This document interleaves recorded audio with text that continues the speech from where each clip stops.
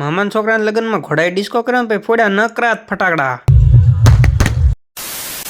આજ મારા મામાના છોકરાના લગ્નનું ફુલેકું હતું એટલે ઘોડા ઉપર બેહીને આવતો રહ્યો. પછી અમૃત મામા બુલેટ લઈને આવ્યા ને પાછળ છોટા ભીમનું ડાગલું બેહાડ્યું. છોટા ભીમમાં આવતું કે નહીં બહુ નથી ખબર રહી. તમને ખબર હોય તો કોમેન્ટ કરી દીજો. પછી બે એન્ટ્રી કરીને ગીત કંઈક આવું વાગ્યું.